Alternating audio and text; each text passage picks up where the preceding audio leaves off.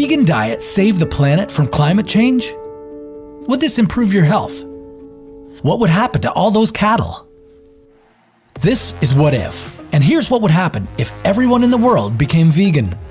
There are 20 million vegans in the US alone, 6 times more than there were in 2015. Tofu is filling in for meat on restaurant menus. Dairy-free milk alternatives are pushing their way onto supermarket shelves. What was once a radical diet choice is becoming mainstream. Did you know food produced by animals is responsible for a quarter of all greenhouse gas emissions?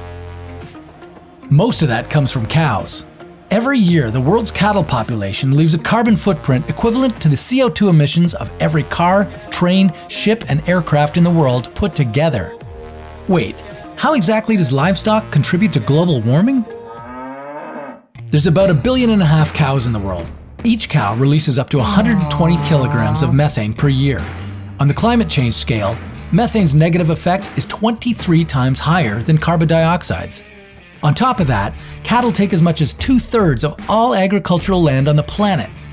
If we all went vegan, we'd use most of that pasture land for restoring forests and grasslands to help reduce carbon dioxide in the air. We'd start growing more crops to fill the gaps in our food supply. Livestock-related gas emissions would drop by 70%. But what would happen to all those farm animals? Some animals, like sheep and pigs, might be able to return to the wild, but their numbers would drop due to predators. Others, though, like broiler chickens, couldn't survive in the wild as they're so far removed from their ancestors they wouldn't know what to do. Their best chance might be in sanctuaries where they'd be taken care of until they die out. Your local butcher would have to find another job, and so would millions of farmers. They could start growing more crops or restoring forests, but everyone would be a little bit healthier. Or would we? Adopting a vegan diet doesn't automatically make you a healthy eater. You'd have to eat a lot of beans, soy, and lentils. But with a proper diet, we'd suffer from less coronary heart disease, stroke, and diabetes. Global mortality rates would drop by up to 10%.